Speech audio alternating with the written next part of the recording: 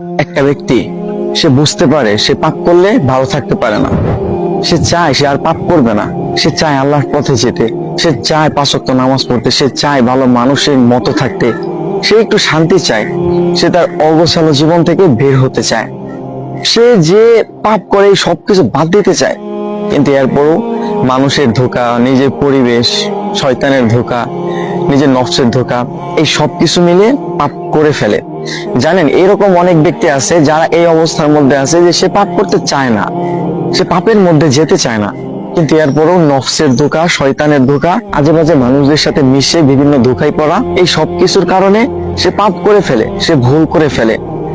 কিন্তু একটা মানুষ সে যখন ভুল করবে, আবার তওবা করবে, আবার ভুল করবে, আবার তওবা করবে, এই মানুষটা যদি এইভাবে চালায় যাইতে থাকে এবং একটা সময় গিয়ে হয়তো আল্লাহ তাআলা চাইলে সে একদম পাপ থেকে মুক্ত হয়ে যাবে, সে একদম ভালো হয়ে যাবে।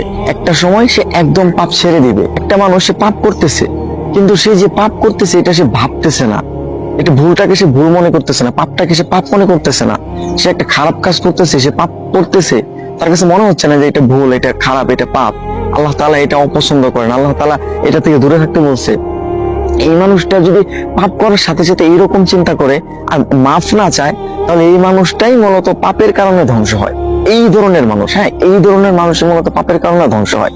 কিন্তু যেই মানুষগুলা পাপ করে আবার আল্লাহ তাআলার কাছে মাফ চায়, সে পাপের জন্য তওবা করে, সে আল্লাহ তাআলার দিকে ফিরে যেতে চায়, এই ধরনের মানুষ ইনশাআল্লাহ একটা সময় গিয়ে সে ধীরে ধীরে ধীরে ধীরে যখন পাপ করে আবার আল্লাহ তাআলার কাছে মাফ চায়, তখন এই যে তার এইভাবে চলতে থাকে, তখন না সে একটা সময় গিয়ে বুঝতে পারে যে আসলে পাপ করার যে খারাপ প্রতিক্রিয়াগুলো আছে সেইগুলা কি। প্রত্যেকটা পাপ আর প্রত্যেকটা খারাপ কাজের বাজে একটা প্রভাব আপনার জীবনের উপর পড়বেই পড়বে। সুতরাং আপনি পাপ করতেছেন, আপনি ভুল করতেছেন, আপনি ভালো হতে চাচ্ছেন, এইটা একটা ভালো অভ্যাস যে